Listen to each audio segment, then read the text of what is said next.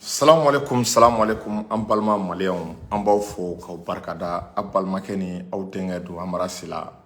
Jure chercheur foli tɛmɛlen kɔ an ka bi émission a bɛna boli thème ba 2 kan. ONU ye Côte d'Ivoire abandonné en plein vol n'o ye MINUSMA ka Côte d'Ivoire fili a kɔ kan. Alassane b'a la k'anw y'u ka soldaw ta otage la an bɛna an da don o la. En même temps, plan b'anw bolo n'an y'a plan kɛ Mali b'i yɛrɛ ta ka bɔ sa CEDEAO la parce que an kana sigi tuguni ka CEDEAO la Mali k'an ka fɛɛrɛ sugu bɛɛ de tigɛ san an bɛ bɔ CEDEAO la cogo min na. Assimi k'an ka fɛn damadɔ bɛ a k'an ka minnu kɛ an bɛna ka na an da don o la. Donc n bɛ min ɲini aw fɛ a ka partage fanga bonya a ye cœur caman envoyé a ka partage fanga bonya. Donc an ka Serifukɛ fo Cheikh Tiyami Ayidara kabako fura tigi ala ye Serifukɛ sɔn kabako fura la fura min n'a ka ɲi bana baden ma tension diabète furudimi rein dimi kɔdimi Serifukɛ ka numéro ye 78 78 03 03. O tɛmɛlen kɔ an ka entreprise belebeleba dɔ bɛ yen n'a bɛ carreau dilan a bɛ carreau dilan a bɛ pavé dilan wa a mɔgɔw b'a bolo fana a n'a ka équipe minnu bɛ carreau pavé k'a da ka ɲa. N'olu ye carreau da carreau tɛ funu carreau tɛ tiɲɛ carreau tɛ kari fiɲɛ tɛ don carreau kɔnɔ n'o ye entreprise J'aime ma maman u ka baara bɛnnen bɛ carreau dilan ma u ka baara bɛnnen bɛ pavé dilan ma. Donc par exemple un instant an ɲɛ tɛ u ka carreau dɔw la ni y'u ka carreau dɔw ye n bɛ tila k'a image bila. Donc a ka numéro ye ni mɔgɔ mago bɛ nin na ni musoba in ka entreprise la a ka numéro ye 76 13 93 39 76 13 93 39. Donc a ye partage cɛ an bɛ k'aw de kɔnɔ o tɛmɛlen kɔ k'an ka belebele fo an tɛ don vidéo la n'an m'an ka belebele fo. Cheikh Lassana Kane belebele a bɛ Segu. Dɔnnibagaw dɔgɔyara mais dɔnnibagaw ma ban waliyu ma ban Mali kɔnɔna la. Lassana Kane ka foli belebele bi a ye baara min kɛ i bɛ ka tagali la ka se bi ma wallahi ni mɔgɔ m'a dɔn anw b'a dɔn c'est-à-dire an bɛ ka mɔgɔ min tɔgɔ fɔ anw b'a dɔn an ka belebele don. Donc halisa a ka continuer ka dugawu k'an ye k'a ka mukadamu fo n'o ye Abubakar ye. Abubakar ale folen don n'a bɛ Kati o tɛmɛlen kɔ ka Segu autorité morale k'a fo ka Segu karamɔgɔ n'a dɔnnibagaw Mali karamɔgɔ n'a dɔnnibagaw Sophie Bilal Ousmane Chérif Madane Ayidara ninnu bɛɛ folen don. Donc voilà ka Segu Tunkara fo Damangile Bou Mabel nin bɛɛ folen don. Donc n bɛ ka aw kɔnɔ a ka partage caya pour que an bɛ se ka don an ka sujet la sisan comme u bɛ ka an ka page signalé. Donc malidenw a b'a dɔn k'a fɔ an bɛ bagabaga min ta k'a ɲɛsin MINUSMA ma an bɛ bagabaga min ta k'a ɲɛsin ONU ma a b'a kalama o de kɛra sababu ye ONU bɛ ka siran Mali ni Côte d'Ivoire cɛ mercenaires minnu minɛla ONU bɛ ka siran k'i da don a la. Alassane kun ye plan laban min tigɛ o plan laban de tɛ dɔwɛrɛ ye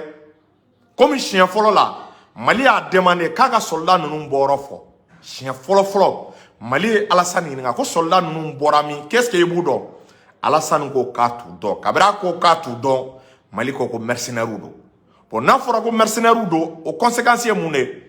o kɔrɔ de ye mercenaire ni droit man kan o kɔrɔ de ye fɛn sugu bɛɛ bɛ se ka ta ka da mercenaires kan. Mercenaire bɛ se ka traiter i ko terroriste a bɛ se ka traiter i ko criminel. N'u dun traitera o la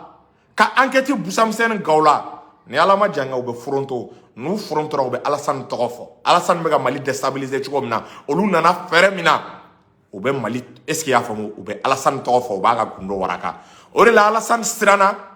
a tilala k'a reconu ko mercenaires ninnu ko ivoiriens de don a y'u reconu parce que n'a fɔra ko ivoiriens don diyagoya o la Mali b'u traiter cogo min na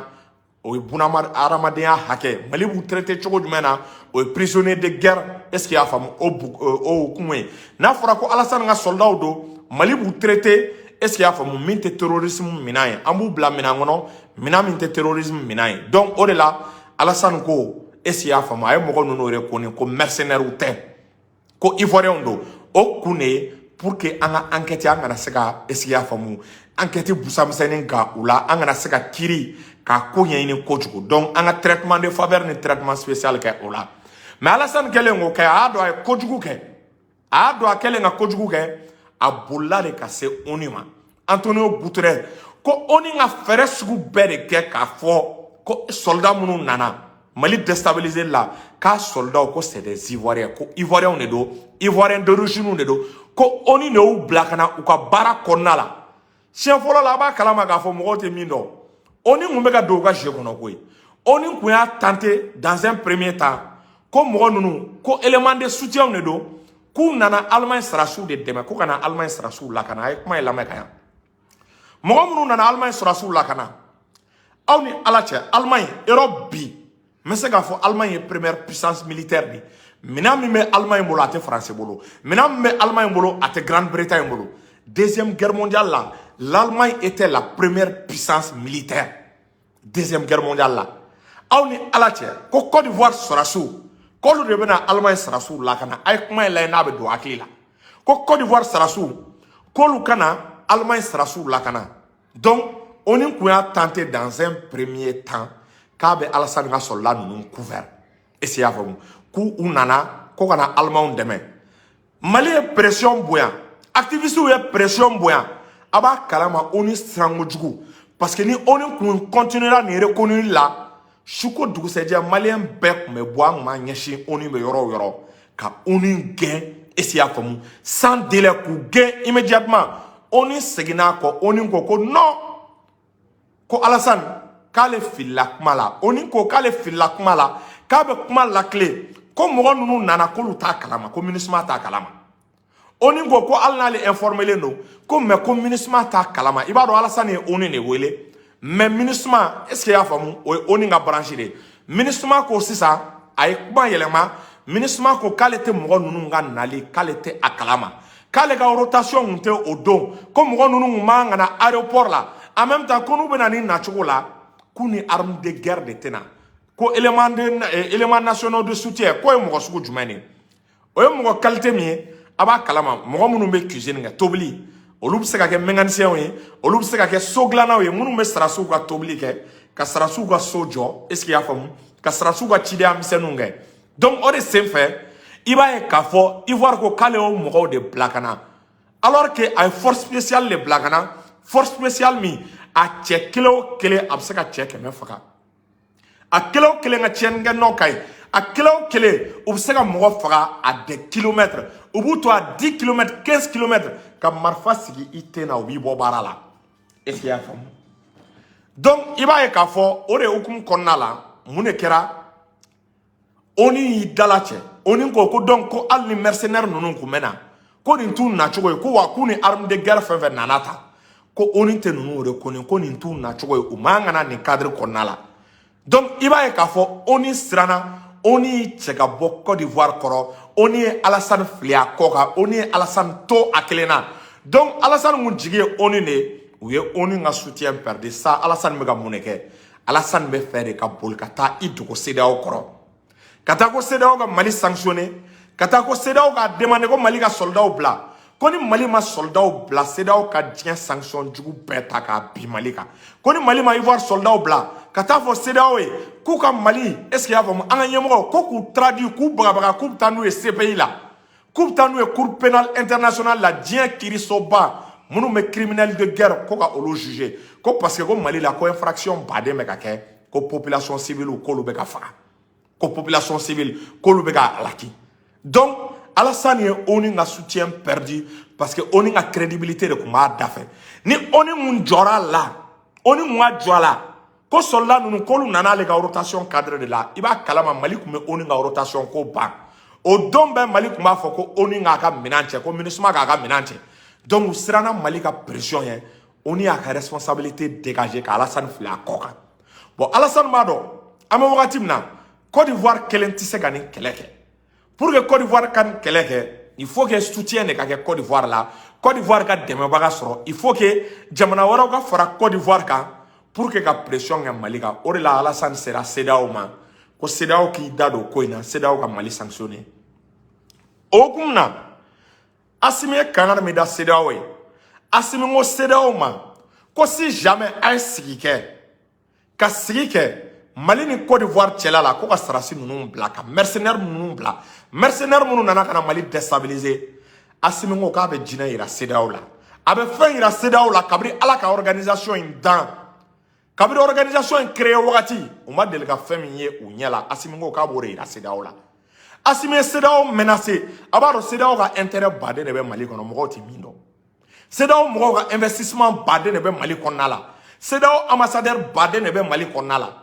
Assimi ye kangari da ko n'u y'u da don a la dɔrɔn hali CEDEAO k'a fɔ Mali ma sisan hali u ka kuma jugu dɔ fɔ Mali ma ka Mali menacer k'u bɛ sanction ta an kama ou bien k'a fɔ k'u bɛ sigi kɛ Mali ni Côte d'Ivoire cɛ ko CEDEAO ka sommet extraordinaire dɔ kɛ k'anw ka soldat ninnu bila Assimi ko CEDEAO tɛ nimisa la fo ka dugukolo meleke ko n'u ye fɛn kɛ a bɛ fɛn yir'u la u sigilen tɛ ni min ye cɛ ka kɛ cɛ ye Asi ye cɛbakɔrɔya kan de f'u ye Assimi ye est-ce qu'il y'a faamu an banbɛ comment on appelle an mɔkɛ Modibo Keita ninnu olu ye cikan min di Faransi ma i b'a kalama Assimi y'o cikan de di CEDEAO ma donc menace CEDEAO siranna menace ye a b'a kalama bi an bɛ wagati min na CEDEAO yɛrɛ dama bɛ ka fɔ ɲɔgɔn kɔ de u tɛ ka bɛn situation in na dɔw b'a la ko ka sigi kɛ dɔw b'a la ko kana sigi kɛ dɔw b'a la ko ka continuer ka Assimi bagabaga dɔw ko non ko bagabaga tɛ nin solution ye k'an bɛ Mali deli dɔw b'a la ko ka delili kɛ mais CEDEAO yɛrɛ fɔlen ba de don ɲɔgɔn kɔ an bɛ wagati min kɔnɔna la mɔgɔw tɛ min dɔn mais révélation dɔ k'aw ye bi a b'a kalama nin situation in nin kɛlen bɛ sababu ye CEDEAO tilalen de don bi an bɛ wagati min na jamanaw fɔlen don ɲɔgɔn kɔ CEDEAO chef d'état dɔw bɛ u tɛ kuma ɲɔgɔn fɛ Mali dossier la parce que dɔw ko ka sanction jugu ta ka bin Mali kan président dɔw ko n'u ye sanction bin Mali kan k'olu fana b'u retirer ka bɔ CEDEAO la ka fara Mali kan président dɔw y'a f'u ye ko si jamais u ye sanction wɛrɛ bin Mali kan k'olu yɛrɛ bɛ bɔ CEDEAO la ko parce que ko CEDEAO bɛ k'a ka crédibilité perdre mun bɛ k'o kɛ barika duwawu an ka jamana ɲɛmɔgɔ o bɛ ka taa n'an ye sira tilennen min kan a bɛ ka kɛ sababu ye CEDEAO jamana dɔw yɛrɛ bɛ ka kɛ Mali fɛ mais jamana min tɛ Mali fɛ bi CEDEAO kɔnɔ o de ka ca ni jamana ye jamana minnu bɛ Mali fɛ donc o de senfɛ Mali kan ka mun de kɛ est-ce que y'a faamu Mali kan ka mun de kɛ Mali kan ka fɛɛrɛ de kɛ sisan comme an y'a fɔ an da la ko ni CEDEAO ye sigi kɛ nin ko la Mali b'i yɛrɛ ta ka bɔ CEDEAO la Mali kan ka mun de kɛ Assimi kan ka première des choses est-ce que y'a faamu Assimi ka sisan télé la a ka bɔ ka consultation daminɛ ka force vive de la nation ka u fara ɲɔgɔn kan u mana fara ɲɔgɔn kan o sigi la a k'a demander k'u ka hakilina di u ka hakili jagabɔ kɛ Mali ka bɔli CEDEAO la Assimi ka sigi dɔ kɛ sisan jamanaden bɛɛ ka ɲɔgɔn sɔrɔ surtout les forces du changement a ka hakɛ to surtout les forces du changement Assimi ka demander olu la est-ce que y'a faamu ko olu ka sigi kɛ sisan an bɛ wagati min na ko Mali k'i yɛrɛ ta ka bɔ CEDEAO la ou bien an kana an yɛrɛ ta ka bɔ CEDEAO la Malidenw bɛ kuma dɔ fɔ a ye ni Assimi ye nin sigi kɛ sisan kɔnɔbɔli bɛ CEDEAO mɔgɔw minɛ Assimi mana nin sigi kɛ sisan a b'a kalama kɔnɔbɔli bɛ Côte d'Ivoire masakɛ minɛ est-ce que y'a faamu Assimi mana nin sigi kɛ sisan an bɛ wagati min na i b'a ye k'a fɔ caman de bɛna siran sisan o b'u dabɔ est-ce que y'a faamu Mali ni Côte d'Ivoire cɛla la u b'a fɔ ko kuma min bɛ an kɔnɔ ko kuma in k'an bɛ fɛ ka exécuter k'an bɛ fɛ ka kuma in k'an bɛ fɛ ka lawaleya k'an bɛ fɛ ka kuma in kɛ tiɲɛ ye o tɛmɛlen kɔ sisan Assimi ka mun kɛ tuguni Assimi ka kan ka baara jumɛn kɛ a y'a kɛ tuguni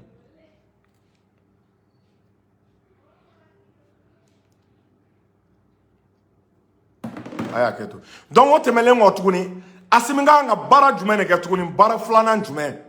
Assimi k'a lajɛ ka réunion dɔ kɛ k'a ka économistes fara ɲɔgɔn kan n'a ka économistes fara ɲɔgɔn kan a ka bɔ télé la a ka fɔ k'u ka plan dɔ préparer a ye Mali bɛ se k'a ka monnaie créer cogo min na Mali bɛna a ka monnaie créer a ka wari a yɛrɛ bɛ wari min utiliser k'u ka fɛɛrɛ kɛ ka réflexion kɛ monnaie kan Assimi ka bɔ télé la ka o kuma fɔ sisan an bɛ wagati min na a bɛ ni Ala cɛ fa bɛ don CEDEAO jamana baden na CEDEAO chef d'état caman kɔnɔ bɛ mɔ kɔnɔbɔli bɛ chef d'état baden minɛ sisan CEDEAO la u b'a fɔ ko kuma min bɛ ninnu kɔnɔ k'u bɛ fɛ k'a kuma lawaleya o tɛmɛlen kɔ Assimi ka kan ka mun kɛ tuguni Assimi ka fɛɛrɛ kɛ Mali est-ce que y'a faamu a ka Mali Guinée Burkina a ka sommet dɔ kɛ ni jamana saba ni ɲɔgɔn cɛ sommet entre le Mali le Burkina est-ce que y'a faamu Mali Burkina et la Guinée Assimi ka sommet dɔ kɛ olu ni ɲɔgɔn cɛ a sommet kun ka kɛ dɔ wɛrɛ ye est-ce que y'a faamu k'u k'a lajɛ u bɛ se ka alliance stratégique dɔ kɛ ni jamana saba ni ɲɔgɔn cɛ Assimi ka kɛ o initiateur ye Mali Guinée ale ni a tɔgɔ bɔtɔ filɛ kɔnɔ Burkina n'a ye Mauritanie jɛ an bɛ se ka Mauritanie élargi a la ko ninnu jamana ni jamana saba jamana naani u ka sigi dɔ kɛ o sigi kun tɛ dɔwɛrɛ ye dɛ k'u ka hakili jagabɔ kɛ ni jamanaw bɛ se ka coopérer cogo min na i b'a kalama ko bɛɛ bɛ fa wuli CEDEAO la CEDEAO b'a fɔ ko Mali bɛ fɛ a bɛ ka jateminɛ kɛ a bɛ ka labɛn kɛ a bɛ fɛ ka i yɛrɛ ta ka bɔ CEDEAO la i b'a ye k'a fɔ CEDEAO tɔ a bɛ commencer a bɛ siran maliyɛn parce que an ye kuma min kɛ il faut qu'on passe à l'acte il faut que an ka kɛwale dɔw de yira il faut que an ka fɛn kɛ fɛn min bɛ CEDEAO lasiran an sigilen an bɛ wagati min kɔnɔna la o tɛmɛnen kɔ tuguni ni Assimi tilala o la Assimi ka fɛɛrɛ kɛ est-ce que i y'a faamu ka conseil des ministres spécial dɔ kɛ o conseil des ministres la a k'a demander k'u ka schéma dɔ bɔ a ye u ka plan dɔ bɔ a ye ko société minière fɛn fɛn bɛ yan société étrangère k'a société kelen-kelen bɛɛ k'a a bɛna u bɛɛ nationaliser a ka kuma kan dɔrɔn hali n'a ma passer à l'acte a ka réunion dɔ kɛ nin kan dɔrɔn a bɛɛ ni Ala ni kira cɛ tubabu wo CEDEAO jamana wo u bɛɛ bɛ commencer ka siran u bɛ yɛrɛ ɲini de daminɛ sa parce que u ka intérêt min bɛ yan o bɛna ye intérêt in menacé tɔ don u bɛna ye intérêt in tiɲɛ tɔ don ninnu bɛ ka an ka sanu wari min dun ninnu bɛ ka min dun an ka sanu wari la Mali tɛ ka dun normalement Mali bɛ ka sanu min produit 75 tonnes d'or par an o 75 tonnes d'or la san kɔnɔ o bɛ bɛn 1900 et quelques milliards 1900 et quelques milliards 1900 milliards ba kelen ani kɛmɛ kɔnɔntɔn milliard ba kelen ani kɛmɛ kɔnɔntɔn san o san normalement Mali kan k'o de sɔrɔ sanu tɔnɔ la mais o bɛ tila de Mali ni société étrangère cɛ n'a ye société ninnu nationaliser k'u kɛ Mali ta ye Mali kelen de bɛna ka na nin bɛɛ sɔrɔ bon ni ye état ba de ye monnaie création na ni aw ye nin kɛ sisan walayi tubabuw bɛ fɛn o fɛn na u bɛ langage yɛlɛma CEDEAO bɛ siran ɲɛ CEDEAO b'a dɔn k'an bɛ ka kuma min fɔ ko ninnu ye ninnu yɛrɛ tatɔ de ye k'an bɛ k'an yɛrɛ ta de ka bɔ CEDEAO la an kana sɔn tuguni CEDEAO k'an sanctionner dɛ anw de ka kɔn sisan CEDEAO ma ni Mali bɔra CEDEAO la sisan avantage min bɛ yen avantage tɛ dɔwɛrɛ ye dɛ yɔrɔ a fɔra k'an ka élection kɛ Assimi ninnu tenilen tɛ tuguni ka élection organiser o la wajibiya tɛ Assimi ninnu kan tuguni ka élection organiser Assimi ninnu u obligelen tɛ tuguni k'u kan di communauté internationale ma k'u kan di diɲɛmɔgɔ ma k'u bɛ élection kɛ parce que pression bɛ ka kɛ an kan bi a pression bɛɛ bɛ ka kɛ ni CEDEAO ka sira de ni Union européenne bɛ fɛ ka Mali sanctionner u b'a fɔ k'u ka tɛmɛ ni CEDEAO de ni France bɛ fɛ ka Mali sanctionner u b'a fɔ k'u ka tɛmɛ ni CEDEAO de wa u bɛ fɛ k'u bɛ plainte don an ka sarasiw kama CPI la ko CEDEAO ka plainte don an ka sarasiw kama olu yɛrɛ tɛ ye dɛ u bɛ farafinw de bila nin sale boulot la olu ka nin baara kɛ donc n bɔra ka mesure minnu fɔ sisan ni Assimi ye nin mesure ninnu ta ka nin mesure ninnu exécuter ka bagabaga kɛ ni nin ye a bɛɛ ni Ala cɛ CEDEAO bɛ reculer a kɔ Alassane a bɛ retour en arrière kɛ sisan a bɛ rétropédalage kɛ sisan an bɛ wagati min na donc n bɛ min fɔ Assimi ye a ka sommet dɔ organiser sisan entre le Mali la Guinée la Mauritanie est-ce qu'il y a faamu Mali Guinée Mauritanie o sommet u ka tɔgɔ dɔ d'a la est-ce qu'il y a faamu donc CEDEAO b'o ye comme une menace i n'a fɔ ninnu bɛ fɛ ka bɔ CEDEAO la ka u yɛrɛ ka alliance créer u yɛrɛ dama ni ɲɔgɔn cɛ bi Guinée bɛ position na Guinée bɛ sɔn Burkina bɛ position na Burkina bɛ sɔn Mauritanie bɛ sɔn parce que bi ninnu fana mago bɛ alliance ba dɔ de la an bɛ se ka nin alliance solide kɛ o tɛmɛnen kɔ n bɛ segin a kan Assimi ka experts bila a n'u ka ɲɔgɔn ye a ka Mali économistes wele sisan